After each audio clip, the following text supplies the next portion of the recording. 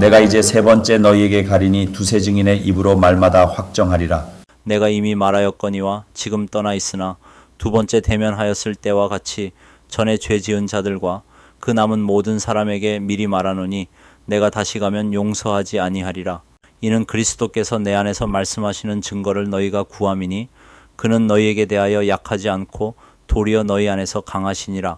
그리스도께서 약하심으로 십자가에 못 박히셨으나 하나님의 능력으로 살아계시니 우리도 그 안에서 약하나 너희에게 대하여 하나님의 능력으로 그와 함께 살리라. 너희는 믿음 안에 있는가? 너희 자신을 시험하고 너희 자신을 확증하라. 예수 그리스도께서 너희 안에 계신 줄을 너희가 스스로 알지 못하느냐? 그렇지 않으면 너희는 버림받은 자니라. 우리가 버림받은 자 되지 아니한 것을 너희가 알기를 내가 바라고 우리가 하나님께서 너희로 악을 조금도 행하지 않게 하시기를 구하노니 이는 우리가 옳은 자임을 나타내고자 함이 아니라 오직 우리는 버림받은 자 같을지라도 너희는 선을 행하게 하고자 함이라. 우리는 진리를 거슬러 아무것도 할 수 없고 오직 진리를 위할 뿐이니 우리가 약할 때에 너희가 강한 것을 기뻐하고 또 이것을 위하여 구하니 곧 너희가 온전하게 되는 것이라. 그러므로 내가 떠나 있을 때에 이렇게 쓰는 것은 대면할 때에 주께서 너희를 넘어뜨리려 하지 않고 세우려 하여 내게 주신 그 권한을 따라 엄하지 않게 하려 함이라. 오늘 설교 제목이 뭐죠? 여러분은 믿음 안에 있습니까? 예. 여러분 저 제목을 한번 잘 생각하며 오늘 말씀 들으시길 바래요. 사도 바울이 고린도에 방문을 몇 번 했느냐? 2번 했어요. 2번. 1절에도 말씀드렸죠? 첫 번째는 언제냐? 처음 가서 교회 세울 때 복음 전하고, 예. 이제 성령께서 바울을 아시아에서만 전도하던 바울을 유럽으로 넘어가게 하셔서 그 마게도냐의 첫 성 빌립보에서 자주장사 루디아를 통해서 교회를 세우시고 거기에서부터 쭉 내려와서 데살로니가, 베레아 쭉 내려옵니다. 내려와서 결국은 어디까지 왔냐면 고린도까지 와서 거기서 천막 짓는 부부, 예? 텐트 메이커, 천막 지어서 일하는 물건 파는. 왜냐면 그 당시에 로마에서 많은 유대인들이 이제 다 너희 고향으로 돌아가라 쫓겨났거든요. 사람들이 막 자기 고향으로 흘러 넘쳐오니까 고린도에도 너무 많은 사람들이 왔잖아요. 거기서 천막 짓던 브리스길라와 아굴라를 만나서 그들과 함께 교회를 세웁니다. 그렇게 세워진 고린도 교회. 그게 첫 번째 고린도 방문이었고 그 뒤에 두 번째 방문은 언제냐? 한참 후에 고린도에서 전해오는 소식을 들어보니 고린도 교회에 많은 문제가 있대요. 심각한 거예요. 그래서 고린도로 갑니다. 급하게 가요. 예. 사전에 뭐 철저한 준비하기보다 일단 가는 게 급할 것 같아서 갔는데 여러분 갔더니 이 사람들이 어서 오십시오. 바울 선생님, 우리가 바울 선생님 기다리고 있었습니까? 이래요? 아니요. 거짓 사도들에게 이게 세뇌가 됐어요. 세뇌가 당했어요. 그러니까 자기를 바라보는 눈빛이 달라요. 이제는. 예. 변해 있는 거예요. 그런 상태에서 실망을 하고 다시 에베소로 돌아옵니다. 에베소에 있을 때 얘기를 듣고 갔거든요. 이게 두 번째 방문이었어요. 그리고 고린도 후서, 우리가 지금 보고 있는 고린도 후서를 다 접근하는 말미에 얘기하잖아요. 내가 이제 세 번째 방문을 계획한다. 내가 너에게 세 번째 가겠다. 이렇게 얘기해요. 그래서 오늘 1절에 이렇게 시작하는 거예요. 같이 읽습니다. 시작. 내가 이제 세 번째 너희에게 가리니 두세 증인의 입으로 말마다 확정하리라. 아멘. 바울이 분명히 얘기하죠. 내가 이제 세 번째 간다. 갈 것이다. 세 번째 가게 돼서 그 고린도 교회 안에 여러 가지 복잡한 소송건, 문제건 막 싸움, 네가 옳으니 내가 옳으니 막 싸움하는 거예요. 세상 법정으로 가기 전에 교회 안에서 교회법의 원칙에 의거해서 이제 판정을 내리고 판결을 할 때에도 바울이 그냥 하겠다고 하지 않아요. 반드시 두세 사람의 증인을 세우겠다 이렇게 얘기합니다. 왜 그랬느냐? 하나님께서 이스라엘 백성들에게 말씀하셨거든요. 너희가 재판을 하게 되거든 정확한 판결을 내리기 위해서 증인을 반드시 한 사람만 세우면 안 된다. 두 사람 또는 세 사람을 세워서 그 사람들의 입을 듣고 참고해서 올바른 판결을 내리거라 이렇게 말씀하셨거든요. 신명기 19장 15절 같이 읽습니다. 사람의 모든 악에 관하여 또는 모든 죄에 관하여는 한 증인으로만 정할 것이 아니요 두 증인의 입으로나 또는 세 증인의 입으로 그 사건을 확정할 것이며. 아멘. 여러분, 증인 하나 세우면 이게 객관적인 신뢰가 떨어질 수 있어요. 요즘도 그런 얘기 막 가끔 나오지만 이렇게 뉴스 보다 보면 어느 날 갑자기 뭐 지나간 몇 년 전에 있었던 사건에 관련해서 얘기하는데 증인으로 나왔던 사람이 뭐 검찰이 회유해서 뭐 거짓 증거를 댔다, 뭐 증언을 했다 이런 얘기 가끔 나오잖아요. 얼마든지 회유 당할 수 있어요. 진실을 얘기 안 하고 반대로 얘기할 수 있다고요. 그러니까 가해자가 피해자가 되고 피해자가 가해자가 돼요. 이러면 큰일 나잖아요. 아니 나는 피해자인데 피해자인 내가 가해자로 바뀌어버려. 이러면 안 될 거 아니에요? 그래서 하나님 말씀하시는 거예요. 증인을 세울 때는 한 사람만 세우지 마라. 적어도 두 사람 내지는 세 사람을 세우라. 그러니까 그래야지 얘기가 다 맞을 거 아니에요. 이걸 가지고 바르게 판단할 수 있잖아요. 그래서 두 증인의 입으로나 또는 세 증인의 입으로 그 사건을 확정하라 라고 하는 거예요. 그래서 바울이 내가 가게 돼서 판결을 내릴 일이 있으면 그렇게 하겠다라는 거죠. 네. 여러분, 그런데요, 사도 바울이 지금 고린도 후서를 이제 마치는 요 즈음에 이전까지는 달리 바울이 고린도 성도들에게 말하는 어조가 확 바뀌었어요. 확 바뀌었어요. 앞에서는 어떻게 했냐면 바울이 마치 마음씨 좋은 어머니처럼 다 이해하지. 그래, 내가 다 이해하마. 참아주마. 이런 것 같았는데 여러분, 오늘 본문에서는요 아주 강하게 말합니다. 2절 봅니다. 2절 시작. 내가 이미 말하였거니와 지금 떠나 있으나 두 번째 대면하였을 때와 같이 전에 죄 지은 자들과 그 남은 모든 사람에게 미리 말하노니 내가 다시 가면 용서하지 아니하리라. 여러분, 이전에 이런 말 한 번도 안 했거든요. 바울이 내가 용서하지 않겠다 이런 얘기 한 적 없어요. 근데 지금 여기에서 말하잖아요. 고린도후서를 다 마치면서 편지를 다 끝내는 말미에 지금 이런 얘기를 해요. 두 번째 갔을 때 이미 경고한 바가 있어요. 문제가 너무 많았거든요. 그래서 그때 가보니까 그 당시에 죄 졌던 말도 안 되는 죄들 지은 사람들이 있었거든요. 교회 안에서 음란죄가 들어왔어. 교회 안에서 음란한 일들이 벌어져요. 심지어는 자기 아버지의 아내라고 표현되는 처하고 동침하는 얘기도 있고요. 별의별 얘기가 다 있어요. 고린도 교회 안에 말할 수 없는. 그거 보고서 바울이 얘기하는 거예요. 너희가 내가 두 번째 갔을 때도 이미 경고한 바와 같이 내가 이번에 가서 세 번째 가게 되는데 가봤을 때 전에 죄 지었던 자들이 그대로 죄 가운데 있게 되면 이번에는 용서하지 않겠다. 여러분, 무조건 참아주는 게 사랑이라고 우리 생각할 수 있는데 그거 아니라는 거예요. 무조건 참아주고 무조건 기다려주는 것만이 능사가 아니래요. 여러분의 사랑하는 자녀가 잘못된 길로 가고 있어요. 그런데 정말 자녀를 사랑하는 부모라면 내 아들이, 내 딸이 지금 낭떠러지에서 떨어지는데도 걸어가고 있어. 낭떠러지로. 그거 그냥 보겠어요? 그래, 언젠간 돌아오겠지. 이러겠어요? 뒷목을 잡아서라도 끌고 와야죠. 이거 여러분, 그게 진짜 자녀를 사랑하는 부모 아니에요? 그렇잖아요. 아니, 자녀가 지금 죽으러 가고 있어요.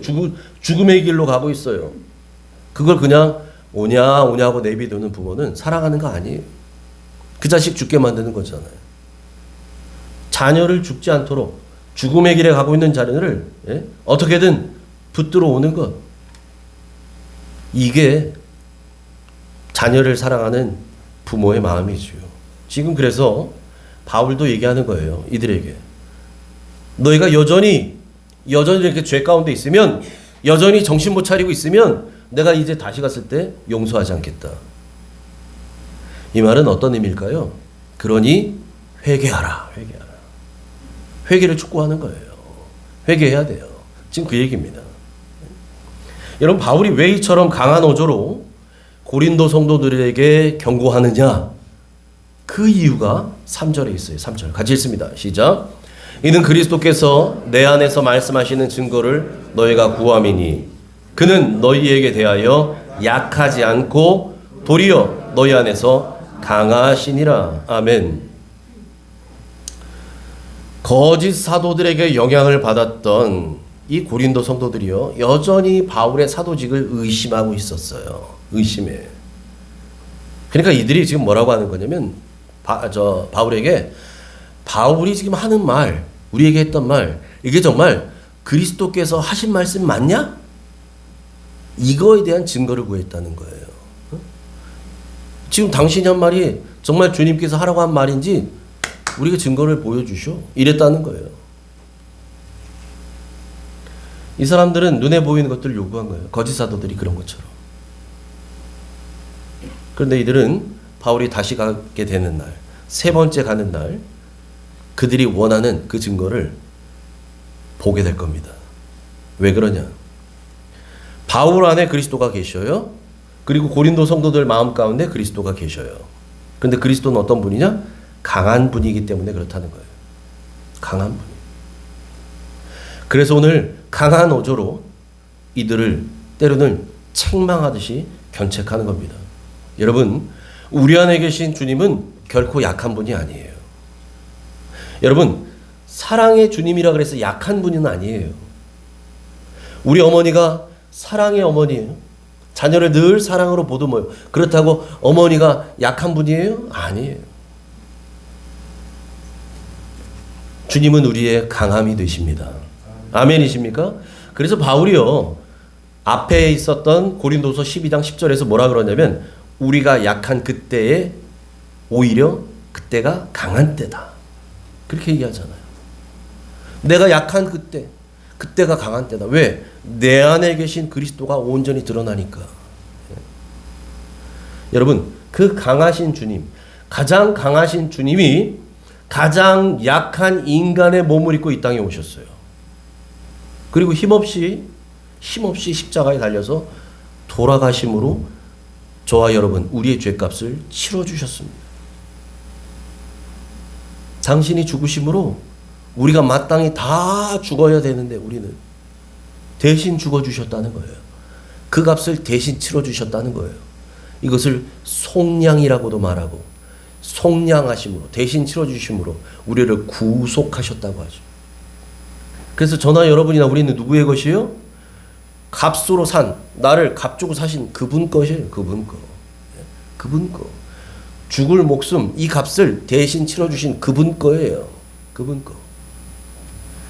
그런 주님을요, 그런 주님을 하나님 아버지께서 살려주셨어요. 살리셨어요. 죽음 가운데서. 장사하시고 상사된 지 사흘 만에 부활하셨다고 하잖아요. 우리 다음 주에 부활주일인데, 부활의 능력으로 예수 그리스도 가장 연약한 인간의 몸을 입고 그냥 죽음을 맞이하셨던 그분을 살리셨다고요. 그 예수님을 살리셨던 하나님은 저와 여러분, 우리도 주님과 함께 살리셔서 이제는 주님과 함께 살게 하신 줄 믿습니다. 4절 같이 읽습니다. 시작. 그리스도께서 약하심으로 십자가에 못 박히셨으나 하나님의 능력으로 살아계시니 우리도 그 안에서 약하나 너희에게 대하여 하나님의 능력으로 그와 함께 살리라. 아멘. 아멘. 우리는 그리스도와 함께 이미 십자가에 못 박혀 죽은 사람들입니다. 믿으십니까? 갈라디아서 2장 20절에 말하잖아요. 내가 그리스도와 함께 십자가에 못 박혔나니. 이미 박혔다는 거예요. 언제? 2000년 전에. 여러분, 우리가 언제 박혔어요? 우리는 2000년 전에 살지도 않았잖아요. 그런데 바울은 그것을 예수 그리스도를 영접하는 순간 믿음의 눈으로 보는 거예요. 내가 달려 죽어야 될 십자가에 주님이 달리셨거든요. 그 주님이 달리실 때 나도 그 십자가에 함께 달렸습니다. 그래서 우리의 옛자는 이미 죽은 사람들이에요. 우리는 이제 완전히 죽은 사람들이라고요. 그런데 예수님을 살리신 그 하나님께서 죽었던 우리도 마찬가지로 살리셔서 이제는 그 주님과 함께 살아가게 하셨다는 거예요. 하나님의 능력으로 그와 함께 살리라. 이제 하나님의 능력으로 우리도 예수 그리스도와 함께 살아서 이제 내가 육체 가운데 사는 것은 내가 사는 것이 아니라 나를 사랑하사 자기 목숨을 버리신 하나님의 아들을 믿는 믿음 안에서 사는 것이다 라고 고백하잖아요. 여러분, 이제는 내가 사는 건 아니에요. 내 안에 예수 그리스도께서 사시는 거예요. 내 안에 예수 그리스도께서 사시고 나는 이제 그 그리스도를 따라 사는 거예요. 여러분, 이거를 무슨 삶이라 그래요? 주님과 동행하는 삶이라 그래요. 주님과 동행하는 삶. 그리스도 안에서 새로운 피조물이 된 사람은 주님과 함께 동행하는 삶이 의무가 아닙니다. 이건 자연스러운 거예요. 당연한 순종이에요. 누구든지 그리스도 안에 있으면 새로운 피조물이라. 이전 것은 지나갔으니 보라 새 것이 되었도다. 여러분, 그 말씀은요, 과거에 내가 이런 모습인데 여기에 흠집이 났네, 먼지가 묻었네, 예수 그리스도의 피로 이렇게 닦아서 이제 깨끗한 것이 됐다, 이 정도가 아니에요. 그 말씀은 예전 것은 완전히 없어졌어요. 존재 자체가 바뀌는 거예요. 존재 자체가, 성분 자체가 바뀌는 거예요. 성질 자체가 바뀌는 거예요. 물이 포도주로 바뀌듯이 완전히 바뀌는 거예요. 화학 구조식, 분자 구조식 자체가 바뀌는 거예요. 이게 새로운 피조물이에요. 재활용하는 게 아닙니다, 여러분. 우리는 완전히 새 것이 되는 거예요. 이전 것은 지나갔다는 거예요. 이전 것은 지나갔다, 없어졌어요. 보라, 새 것이 되었다. 전혀 보지 못했던. 누가 이런 일이 있어요? 누구든지 그리스도 안에 있으면, 그리스도 안에 있는 사람.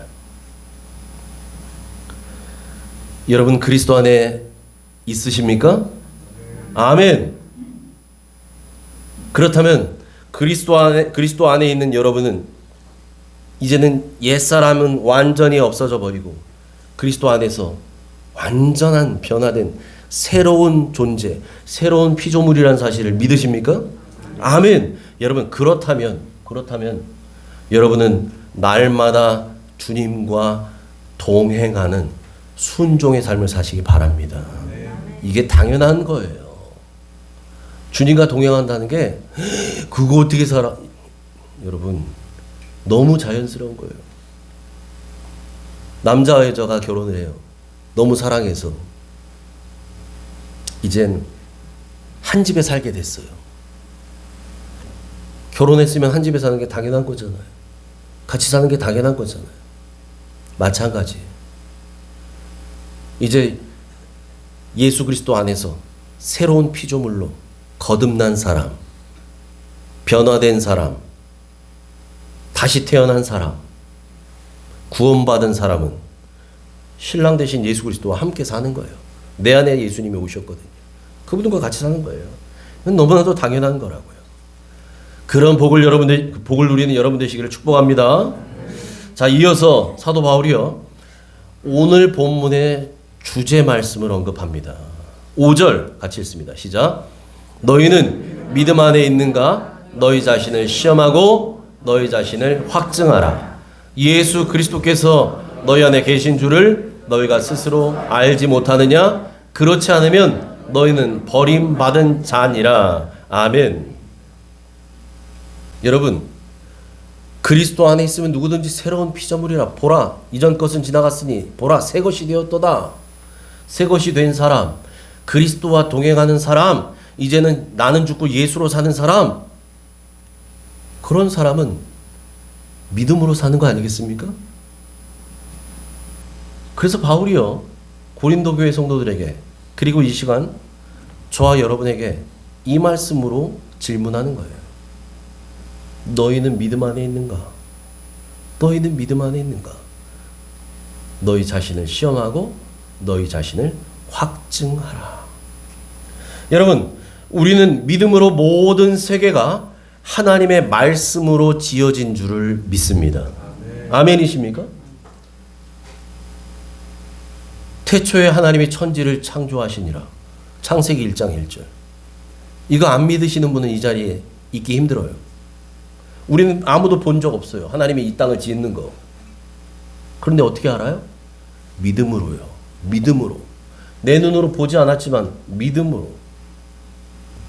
그 믿음은 어디서 왔어요? 주님이 주신 거예요. 성령께서 믿어지게 하시는 거예요. 내가 믿겠다 믿겠다 해서 믿어지는 게 아니에요. 여러분 그건 믿을 수 없어요.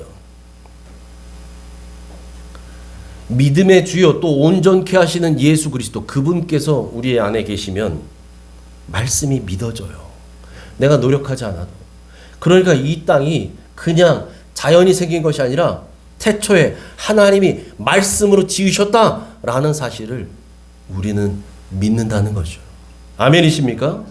여러분 우리는 하나님의 은혜로 그 믿음으로 말미암아 구원받았다는 사실을 믿습니다. 아멘이십니까?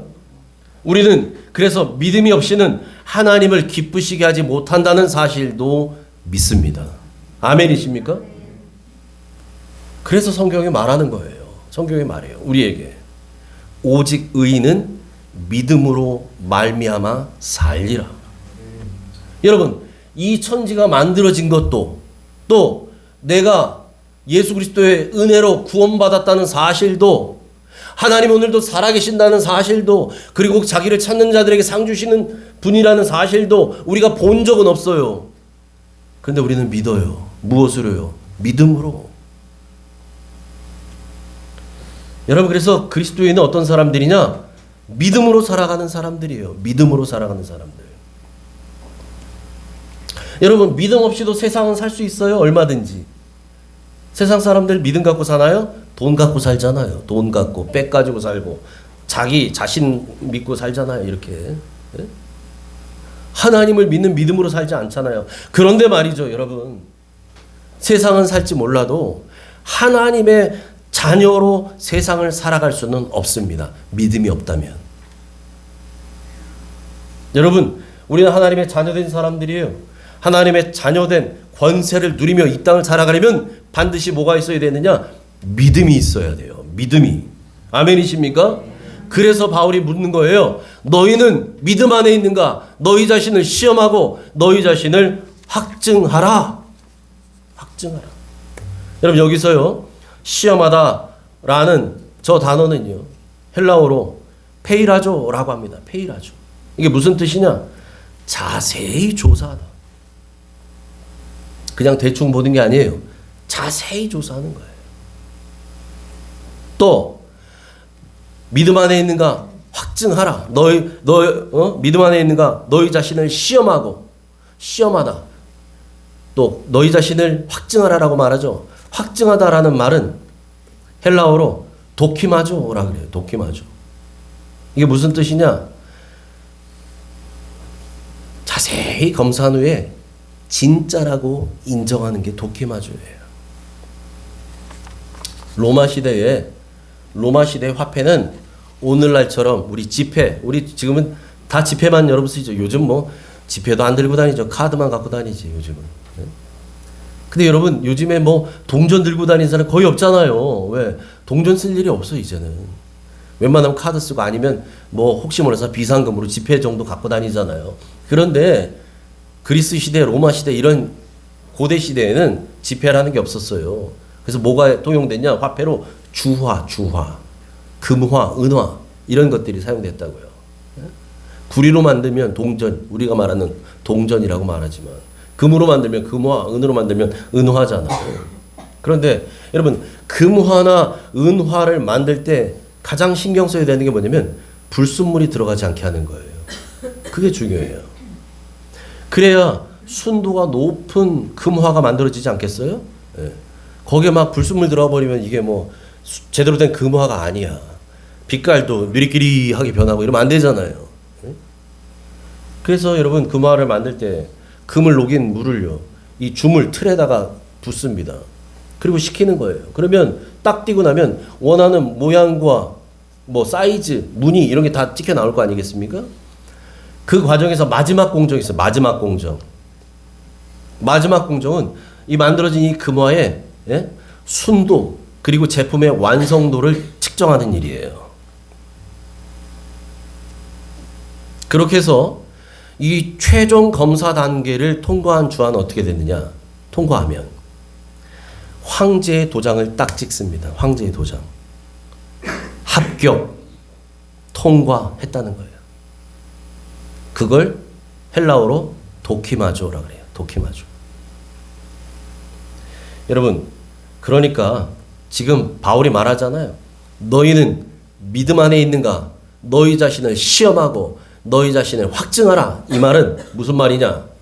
너희는 믿음 안에 있는지 페이라죠. 스스로 자세히 조사해보고 너희 스스로가 너희 자신을 조사해보고 너희 자신을 검사한 후에 믿음 안에 있다는 것을 도큐마죠. 확증하라. 이래야 된다는 거예요. 우리 그리스도인들은 그냥 대충 아유 뭐 나 믿음 있지 이거 아니에요. 자기 스스로 내가 정말 믿음 안에 있는가? 믿음 안에 있다는 얘기는 뭐예요? 난 정말 믿고 있는가? 난 진짜 예수를 믿고 있는가? 그럼 자세히 살피시고 조사하셔야 돼요. 페이라죠. 꼼꼼하게 살펴보셔야 돼요. 나 스스로를. 나보다 나를 더 잘 아는 사람이 어디 있어요? 주일날 교회 올 때는 누구나 다 믿음 있는 것처럼 하고 오잖아요. 그런데 정말 내 안에 믿음이 있는가? 난 진짜 예수님을 믿고 있는가? 여러분 이걸 점검하셔야 돼요. 이거 점검하셔야 돼요. 여러분 스스로가. 그리고 그 점검이 끝나면 그렇지 나는 정말 오늘도 예수님을 믿는 사람 맞습니다 라고 하는 것을 도키마죠. 확증하셔야 돼요. 그렇다면 여러분 내가 오늘도 믿음 안에 있다는 사실 나는 예수 그리스도를 믿고 있다는 이 사실을 스스로 진단하는 방법은 뭘까요? 어떻게 검사할까? 어떻게 진단할까요? 오늘 성경에서 말한 그대로예요. 예? 가운데 제가 밑줄 쳤죠.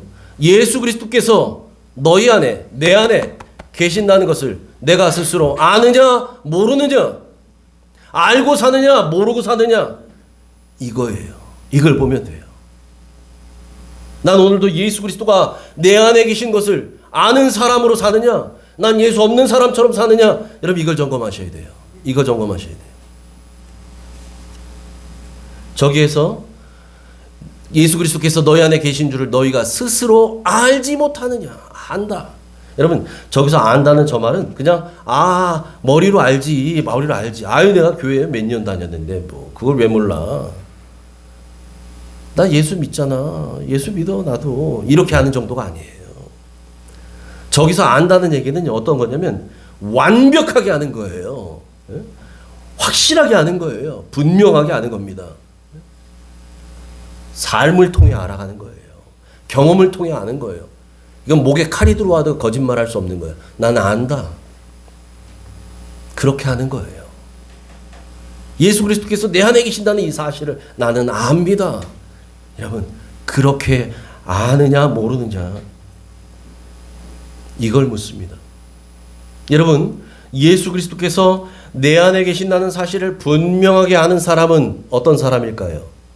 어떻게 살아가는 사람일까요? 그 사람은 날마다 주님과 동행하는 사람입니다. 앞서 말씀드렸잖아요. 새로운 피조물이 된 사람이라면 당연히 이젠 주님과 동행하는 삶이 너무나도 당연한 거예요. 그건 주님과 동행하는 사람.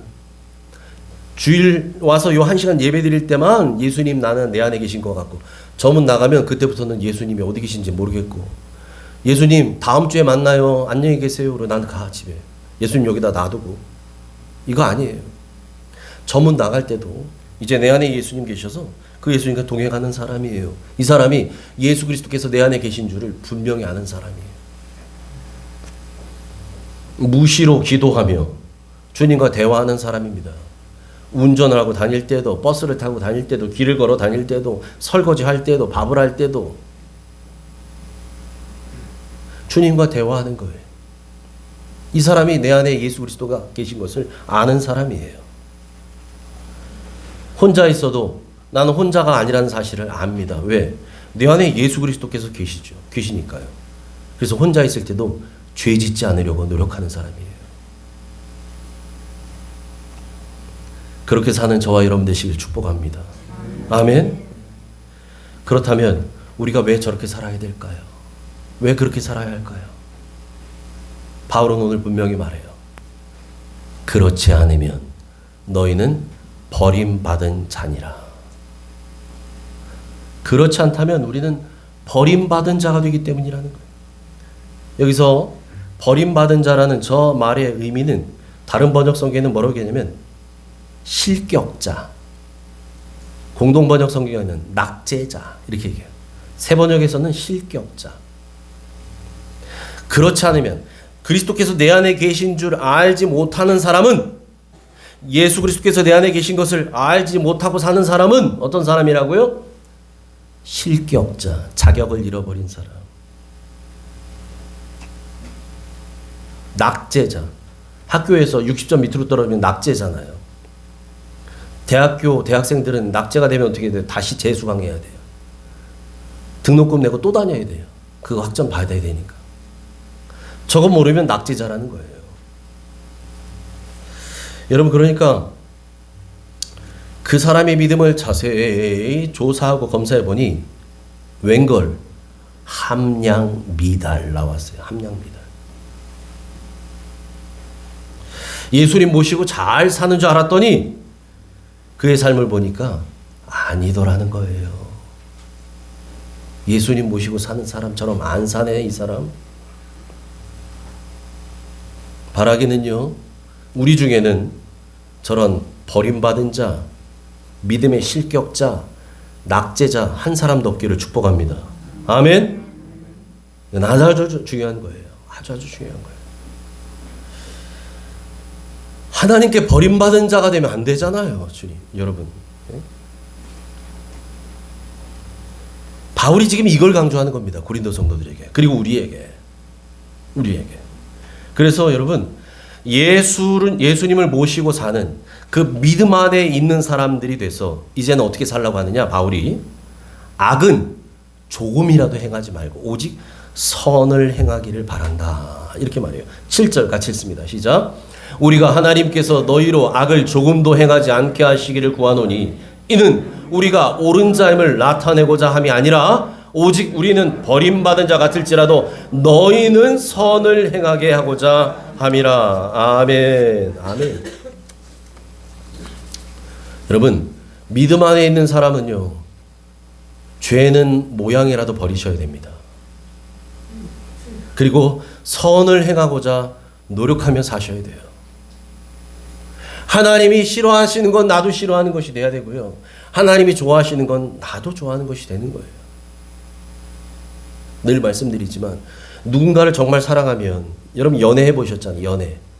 남자가 여자를 사랑하고 여자가 남자를 사랑하면 그 사람이 좋아하는 것을 나도 좋아하게 된다니까요. 난 생전 야구장 가본 적도 없고 야구라는 거 본 적도 없는데 내가 사귄 남자가 야구 광이네? 그럼 어떻게 해요? 이 여지. 내가 사랑하는 남자가 좋아하는 그 야구를 나도 좋아하게 되는 거예요. 왜? 사랑하니까요. 매운 거 못 먹는 사람이, 내가 사랑하는 사람이 매운 걸 너무 좋아하네? 나도 매운 걸 먹게 되는 거예요. 왜? 사랑하니까요. 주님을 사랑하면 주님이 싫어하는 저 악은 행하지 않는 거예요. 모양이라도 버리라. 죄는 모양이라도 버리라. 그래서 말씀하시는 거예요. 주님이 원하시는 것, 그거 행하면 사는 거죠.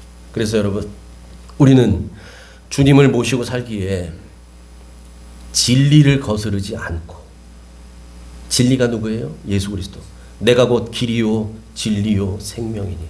예수 그리스도를 거스르지 않아요. 예수님을 모시고 사는 사람은.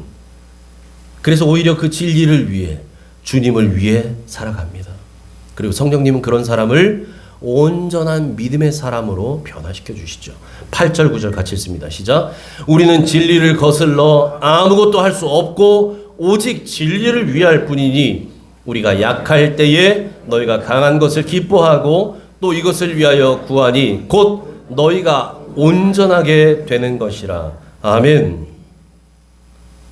바라기는 우리도 진리를 위해, 주님을 위해 살아가는 믿음의 사람들 되시기를 소망합니다. 아멘. 아침마다 여러분 얼굴 화장하려고 거울 보잖아요, 여러분. 예? 얼굴에 뭐라도 바르려고 거울 보시잖아요. 그 거울만 보지 말고 말씀의 거울에 여러분의 영혼을 비춰보시기 바래요. 내 얼굴에 뭐 지난밤에 뭐 묻었나, 세수했는데 깨끗이 됐나, 이것만 보지 마시고 말씀의 거울에 여러분의 영혼을 비춰보셔야 돼요. 아침마다. 그리고 점검하세요. 여러분 스스로 점검하세요. 뭘 점검하느냐? 오늘도 나는 믿음 안에 있는가? 오늘도 나는 예수님을 믿고 있는 사람 맞나? 오늘 하루도 내가 예수 믿는 사람으로 살아가고 있는가? 이걸 점검하세요. 그래서 여러분 자신을 시험하고 여러분 자신을 확증할 수 있기를 바랍니다.